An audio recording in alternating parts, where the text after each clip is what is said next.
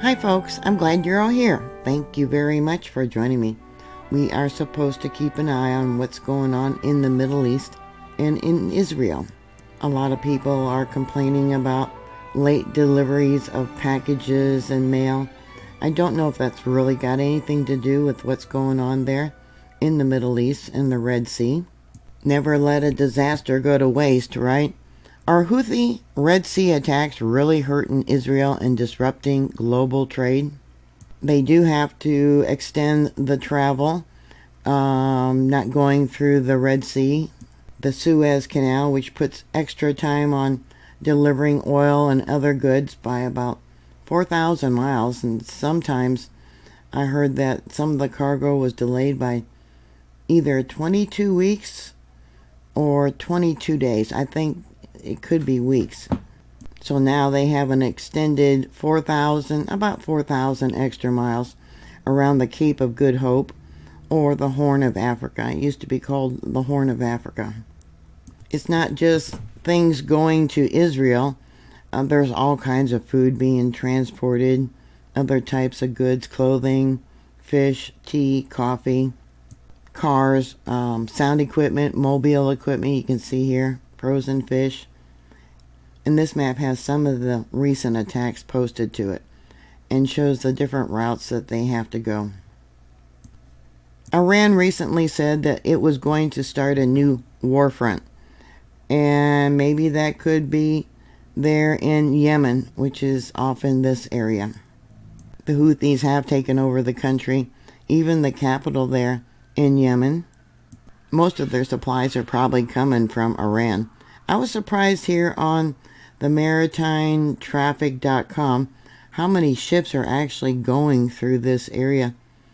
Yeah, this is the Red Sea, and it goes all the way up to the Suez Canal, which, yeah, really made me wonder, has it really slowed that many shipping containers and oil containers down? There has been talk of at least 3, maybe 5 major shipping companies are no longer going through this area, but look at all the ships. The green ones are all cargo vessels, and I believe the red are oil. Going down here by Yemen, let me come down here. There is some in port. Let's see, we got one right there. It's a cargo vessel. There's an oil tanker. What else we got? Another oil tanker. Now these are all off the coast there of Yemen. Another cargo vessel. And I'll freaking zoom in a little bit better. There, look at them all. Okay. This one at the port is in fact a cargo vessel.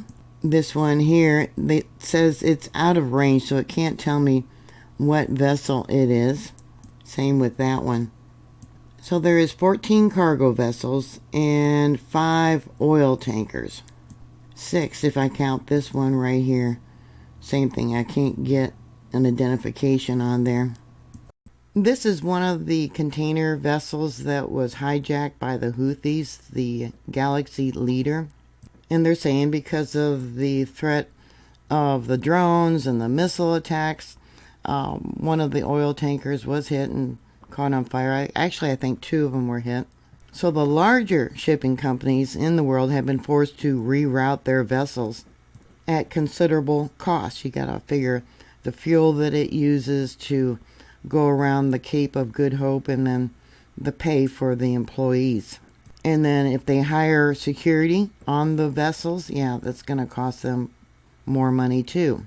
The Houthis, who are aligned with Iran, has demanded that Israel allow humanitarian aid to enter Gaza. They have also asked Israel to end its brutal war on Gaza.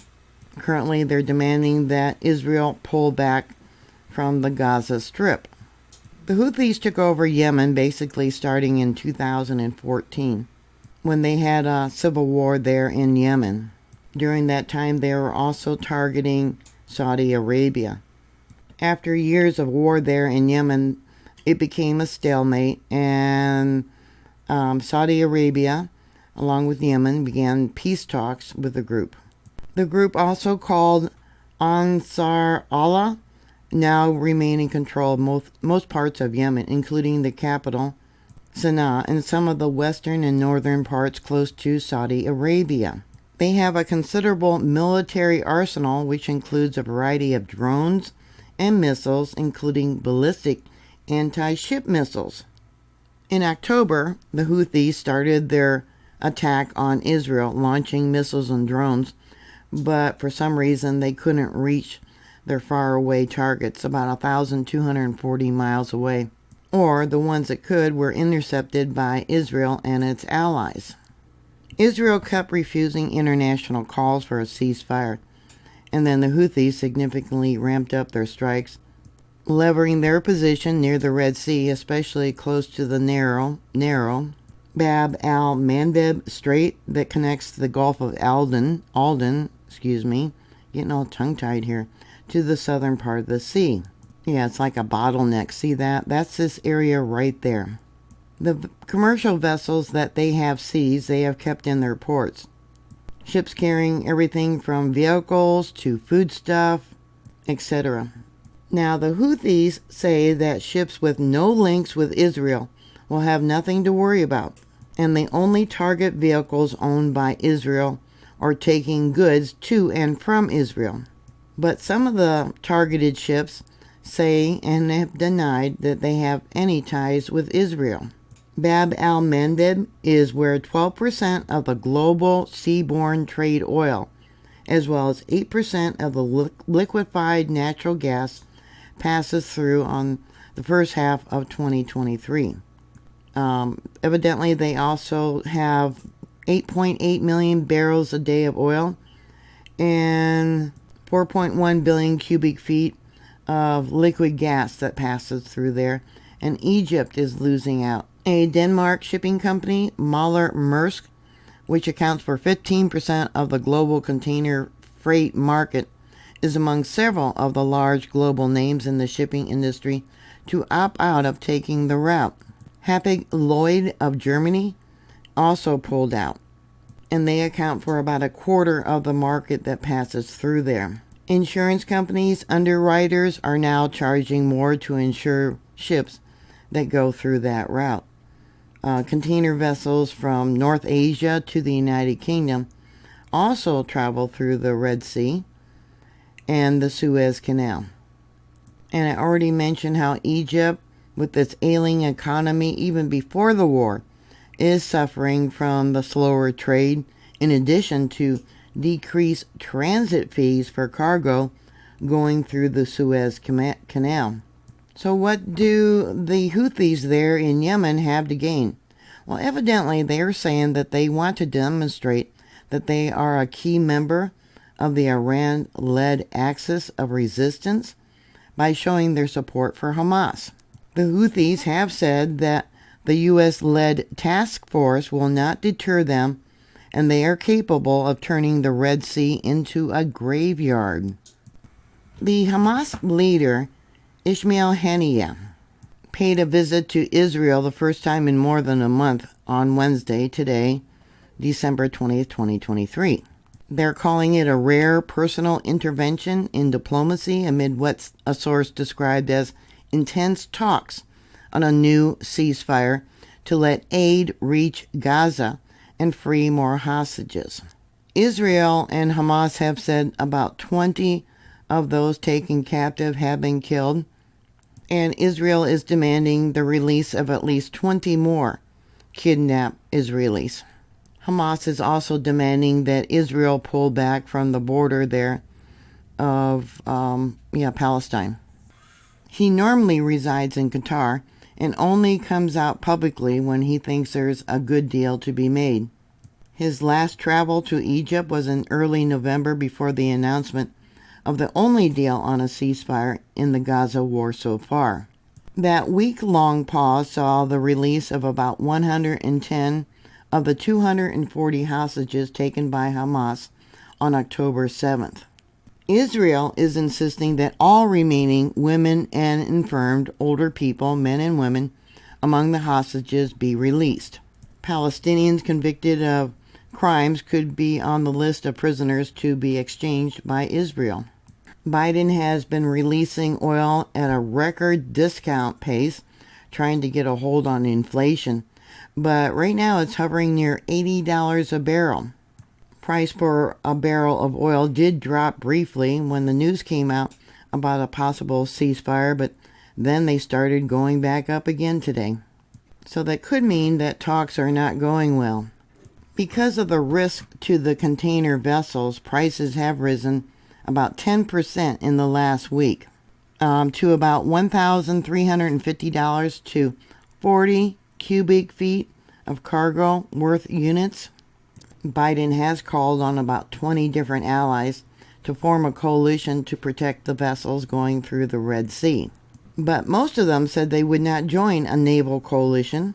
The U.S. Secretary of Defense, Lloyd Austin, announced on Tuesday plans to set up a multinational coalition to safeguard the Red Sea shipping, and he was calling it Operation Prosperity Guardian. They made the call to Britain, Bahrain, Canada, France, Italy, and the Netherlands, Norway, Seychelles, and Spain. France said they already have ships in the region, and that the ships that are there would stay under French command, and did not say whether they would deploy more naval forces. They only have one frigate right now in the Red Sea. Italy said they would send one ship, but was not going to take part in Operation Prosperity Guardian. Spain said that they are not going to participate in the Red Sea operation. Britain said its destroyer, the HMS Diamond, would join Operation Prosperity Guardian. And this is kind of funny because the Netherlands said it's going to send 10 naval officers to Bahrain. That's it. Several navies are already part of an international operation to protect shipping lanes in the region, including protecting vessels from pirates, who for several years have been disrupting shipping off the coast of Somalia. I know Saudi Arabia was going to join in to this operation, and maybe the United Arab Emirates, but I don't know.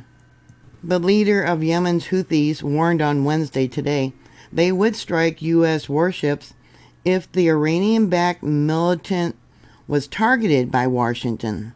They said, "We will not stand by idly if the Americans are tempted to escalate further and commit foolishness by targeting our country or waging war against us." That comment supposedly was made by Abali Makali al-Houthi, and I'm probably pronouncing that wrong, sorry.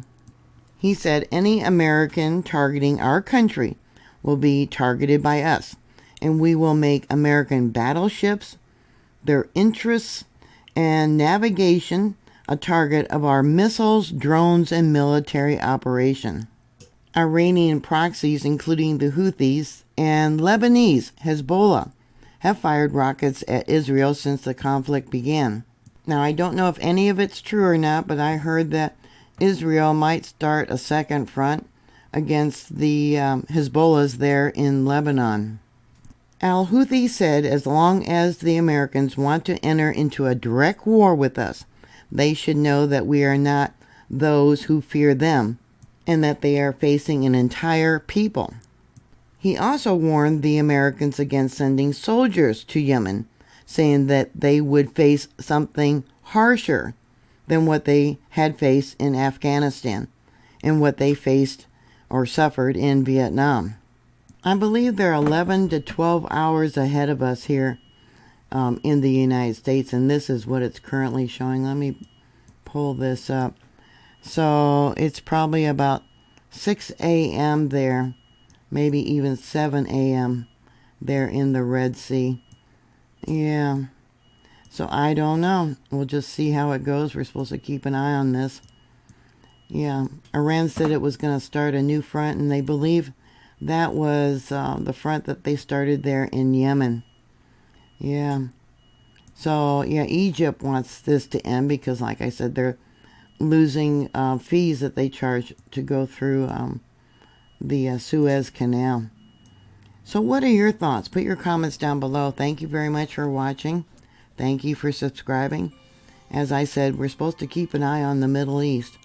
Please stay safe, and I'll talk to you later. God bless you all. Bye.